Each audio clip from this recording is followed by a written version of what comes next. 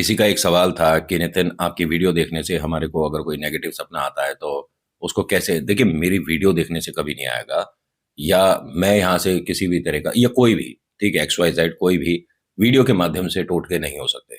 कि कोई आपको फोटो दिखा दे कुछ टोटके की तो आप पर कुछ हो जाएगा, ऐसा कुछ भी नहीं होगा।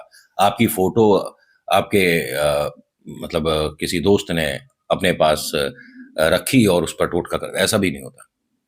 ठीक है।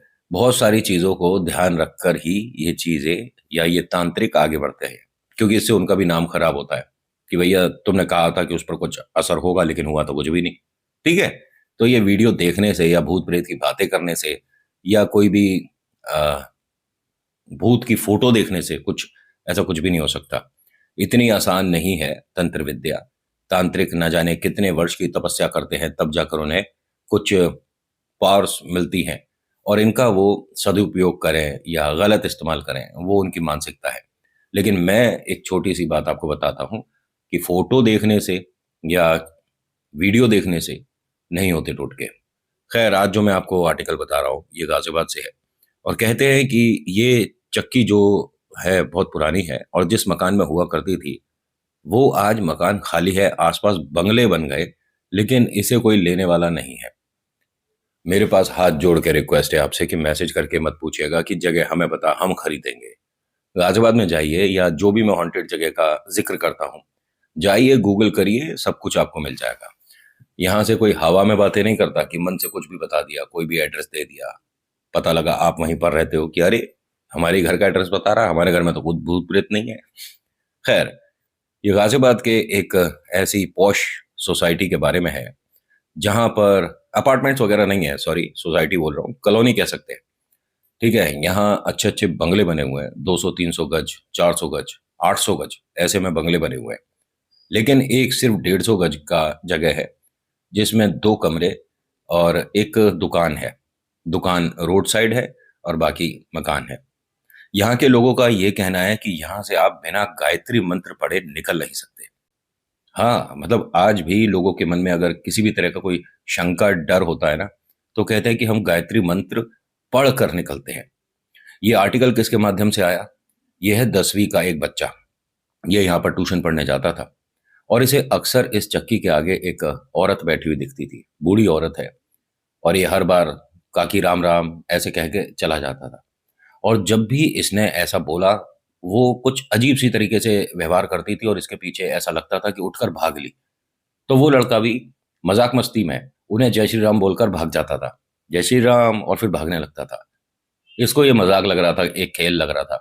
लेकिन इसने जब जिक्र करा ना अपने ट्यूशन के सर से, तो उन्होंने कहा कि बेटा तू उस रास्ते से आता क्यों है? तुम्हें पता नहीं है कि वो घर ठीक नहीं है? वो जो काकी वहां बैठती है ना, वो बच्चों पे या किसी पे भी पत्थर वत्थर भी फेंक दिया करती हैं। इन्हें ये नहीं बताया कि वो जगह हॉन्टेड है, भूत प्रेत वाली बात है।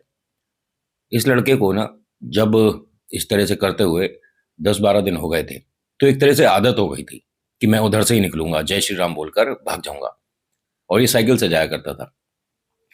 एक वक्त की बात है, यहाँ बारिश की वजह से बहुत पानी भर गया था, तो साइकिल उधर से जाना पॉसिबल नहीं हो पा रही थी। इसने क्या करा, साइकिल से उतरा और पैदल पैदल जा रहा था। तो ये देखता है कि आज वो काकी बैठी नहीं है बाहर। इस मकान में चक्की हुआ करती थी बहुत पहले, जो अब दुकान का शटर बंद है। चारों तरफ से दीवारों की पपड़ियां उतर रही हैं, और वो जो मकान का दरवाजा था वो हल्का सा खुला था, और उसमें से वो काकी उसे देख रही थी। ये आज पैदल था। इसने जब उन्हें गौर से देखा तो उनका चेहरा इसे इतना बड़ा दिखा जितना नॉर्मली इंसानों का नहीं होता। और ये रोज जब उन्हें देखता था तो वो ऐसी नहीं दिखती थी। ये एकदम वहीं पर पानी में खड़ा हो गया। इसके साइकिल का जहाँ पैडल होता है उतने तक पानी भरा हुआ था। ये लगातार उन्हें देख रहा था, और उसने जब दरवाज़ा पूरा खोला और वो बाहर को आने लगी, तो इसका ये कहना है कि वो इंसान की तरह नहीं चल रही थी। जैसे अजीब बात लगेगी आपको, और ये दिन की बात है भाई साहब, सुबह 6 बजे की बात है ये। ट्यूशन पढ़ने के बाद ये यहाँ से अपने स्कूल जाया करता था, डायरेक्ट यहीं से स्कूल जाता था। ये ना उन्हें लगातार देख रहा था और इसका ये कहना है लड़के का कि वो मुझे इंसान सी नहीं लग रही थी, जिस तरह से इंसान चलते हैं ऐसे नहीं चल रही थी। इनके ट्यूशन के जो सर हैं, वहीं से उन्होंने अपने घर से इसे आवाज दी कि क्यों खड़ा हो गया फिर उस घर के सामने, तेरे को मना किया है ना, कहाँ है रह गया, इधर आ। जैसे ही उन्होंने बोला तो इसका ध्यान इधर से हटकर अपने टीचर की तरफ गया। वो काफी दूर है मकान वैसे, लेकिन उन्होंने वहां से चिल्लाकर इसे बोला, एक तरह से डांट कर। इसने जैसे तैसे पानी में से फटाफट से अपने आप को यहाँ से बाहर करा, साइकिल पर चढ़ा और पहुंच गया सर तक। ये जो सर है ना, इस पर गुस्सा हुए कि आज मैं तेरे घर फोन करूंगा, मम्मी पापा से बात करूंगा, मना कर रहा हूं ना। अरे कितनी देर लगती है कि इस चक्की के पीछे से अगर आ जाओ, जो पहली वाली रोड है वहां से भी तो आ सकता है, क्यों आता है बार बार इधर से? तेरे को 10 बार मना किया, समझ नहीं आता है? मैं ट्यूशन नहीं पढ़ाऊंगा अगर तू दोबारा मेरे को इस रास्ते से आता जाता दिखा। इसका एक दोस्त हुआ करता था बहुत ज्यादा खास। उसने सारी बातें उसे बताई कि मैंने जिस औरत को देखा वो साधारण नहीं थी भाई, कुछ अलग सी थी। जैसे हम डरावनी पिक्चरें या कॉमिक बुक देखते हैं ना, उसमें जिस तरह से भूत दिखाए जाते हैं, राक्षस दिखाए जाते हैं, उस तरह की दिख रही थी वो। थोड़ा इंटरेस्टिंग हो गया इनके लिए। भूत प्रेत इंटरेस्टिंग कभी नहीं हुए। ठीक है, इसने कहा कि ठीक है अगर ऐसी बात है ना, तो शाम को, मतलब जब स्कूल से हम आ जाएंगे, शाम को जब खेलने जाएंगे ना ग्राउंड में, उससे पहले यहाँ पर आएंगे और इनके दरवाजे पर फुटबॉल को इस तरह से करेंगे, ढप से, जैसे वो बाहर आएंगे उन्हें देखेंगे। इनका ये प्लान था। ये दोनों यहाँ से स्कूल गए। स्कूल में एक लड़के से और कहा। उस लड़के ने इस मकान के बारे में न जाने कहाँ से क्या सुन रखा था। उसने उल्टी सीधी बातें अपनी तरफ से भी जोड़कर बता दी। अब ये जो पहले वाला लड़का था, मैं अपनी तरफ से कोई नाम बोलता हूँ। पहला लड़का अंकुर, दूसरा लड़का रमित, और ये जो तीसरा लड़का आया था शशांक था। शशांक ने जो बताई उल्टी सीधी बातें वो इन दोनों ने याद कर ली कि ऐसा होता है, अंकुर और रमित। स्कूल से ये रमित के घर पर गया और अक्सर आ जाया करता था। रमित की मम्मा ने इन दोनों से पूछा कि तुम दोनों डरे हुए से दिख रहे हो, क्या हुआ है? इसने सारी बातें बताई। उन्होंने कहा कि तुझे पता है ना कि उस मकान के सामने से निकलते हैं तो एक मंत्र बोलते हैं, तो वो औरत दिखती नहीं है फिर, जो तुझे दिख रही है। रमित ने कहा कि मैं तो बहुत बार उधर से आया हूं और मैं तो माँ का मंत्र बोलकर ही चलता हूं, मुझे तो आज तक नहीं दिखी, और मैं तो उसके घर के ज्यादा पास रहता हूं। तो अंकुर ने ये कहा कि फिर मुझे भी वो मंत्र याद कराओ। इसको स्कूल से आए यहाँ पर 1.5 घंटा हो गया, इसके घर वाले चिंतित हो गए। उनका फोन आया सबसे पहले रमित के। उन्होंने बताया कि हाँ यहीं पर है और वो गायत्री मंत्र सीख रहा है। मम्मी ने कहा कि एक काम करो, बाकी मैं सिखा दूंगी, उसे बोलो कि घर आए और आज हमारे को कहीं जाना है, किसी के बर्थडे वगैरह में जाना है। इसको बताया तो कह रहा, अरे मैं तो भूल गया, चाची के बेटे का बर्थडे था और हमें जाना है, मैं बाकी का मंत्र कल याद करूंगा। इसने सिर्फ पहली लाइन याद करी थी। जब ये जा रहा था तो मन में आया कि पहली लाइन बोलकर उस मकान के आगे से निकलूं तो क्या होता है।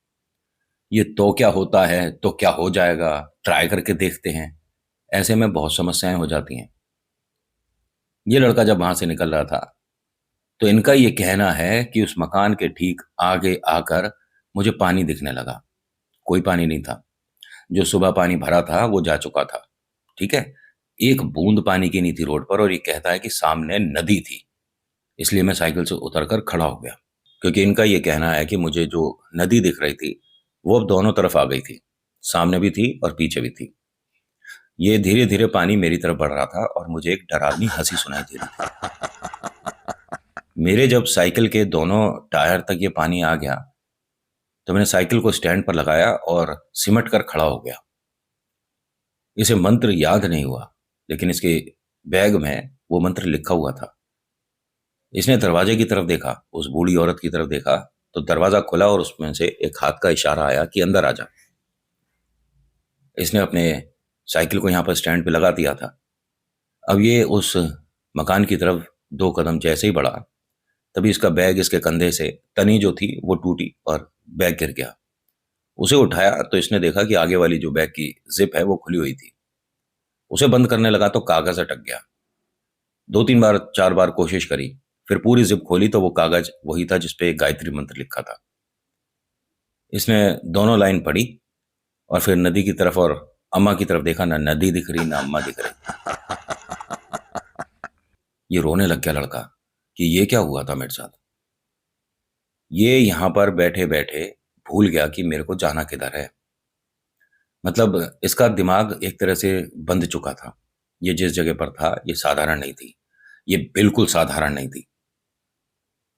इसने 1 बार 2 बार वो गायत्री मंत्र वहाँ बैठकर पढ़ा। उसके बाद उस कागज़ को बैग में रख दिया था और बस ये बैठा हुआ था। इसे लोगों की आवाज़ें, ट्रैफ़िक की आवाज़ें सब आ रही थी। लेकिन ये जाना कहाँ है, ये भूल गया। तभी इसके कंधे को किसी ने ज़ोर से झंझोड़ा। इसके माता-पिता थे। "क्या कर रहा है यहाँ बैठा हुआ?" और ये उन्हें देखते ही रोने लगा। सोचिए 10वीं क्लास का बालक है, कोई छोटा तो है नहीं। पापा ने कहा, "हुआ क्या है? किसी ने कुछ कहा है तेरे को?" "नहीं, नहीं।" "रमित के घर से आ रहा है ना तू?" "हाँ।" "तू एक काम कर, साइकिल उठा, मैं तेरे साथ चल रहा हूँ। रमित के घर चल रहे हैं।" ये यहाँ से गए तो रमित के घरवालों ने बताया कि इसे गए तो काफ़ी समय हो गया था, घर क्यों नहीं पहुँचा? इसने बताया कि बीच में नदी आ गई थी और वो नदी आगे से और मेरे पीछे की तरफ से मेरी तरफ बढ़ती जा रही थी। जब वो नदी टायर तक आ गई तो मैं स्टैंड लगाकर बीच में खड़ा हो गया, क्योंकि मुझे तैरना नहीं आता, मैं पानी से डरता हूँ। बाकी भी बात बताई कि मैंने गायत्री मंत्र पढ़ा था, उसके बाद मुझे वो नहीं दिखी। माता-पिता ने ये बात जाकर कुछ सीनियर लोग जो थे वहाँ के, उन सबसे बात करी। उन्होंने किसी पंडित जी से बात करी और पंडित जी ने यहाँ पर आकर कीला बाँधा। सभी के कहने से, अनुमति से। जिनका मकान था उन्हें बताया गया। उनकी व्यवस्था पैसों की इतनी कम थी कि वो घर में वो वाला पाठ नहीं करा सकते थे। तो यहाँ के लोगों ने कराया। सभी ने अपनी तरफ से पैसे मतलब कंट्रीब्यूट करके कहते हैं कि उसे कराने के बाद ये वापस से 7-8 साल बाद आ गई है। ना जाने कैसे ये क्या हुआ। जिनका था वो मकान उन्होंने उसकी कोई देखभाल अच्छे से नहीं करी। उन्होंने किसी और को हैंडओवर कर दिया। अब जिनको हैंडओवर करा उन्हें ज़रूरत ही नहीं यहाँ पर मकान बनाकर रहने की। तो ये कच्चा-पक्का सा मकान रह गया। लोगों का कहना है कि अमावस्या के आगे-पीछे जो दिन पड़ते हैं, उसमें यहाँ चक्की चलने की आवाज़ आती है। लोगों ने ट्राई करा, कान लगाकर दरवाजे से या दीवार से सुनने की कोशिश करते हैं, तो ऐसा लगता है कि हाँ, बाहर जो दुकान है, जिस पे शटर है, उसमें कोई है अंदर और काम चल रहा है। करीब 25-26 साल के लड़के यहाँ पर कुछ व्लॉग वगैरह बनाने भी गए थे। उनका ये कहना है कि हम जब शूट कर रहे थे, तब हमें कोई ऐसा एहसास नहीं हुआ। लेकिन हाँ, उसके बाद से हमारा समय थोड़ा डरावना बीतने लग गया था। हमें रात में ऐसी-ऐसी चीज़ें अजीब-अजीब सी महसूस होने लग जाती थी कि हम किसी को बता नहीं पाते थे कि हमारे साथ हो क्या रहा है। डर आज भी उस जगह पर कायम है। आज के आर्टिकल में इतना ही। कैसा लगा बताना ज़रूर। So thank you so much for watching. मेरा नाम नितिन है। मुलाकात करूँगा आपसे एक अगली वीडियो में। हर हर महादेव! जय भोलेनाथ! धन्यवाद।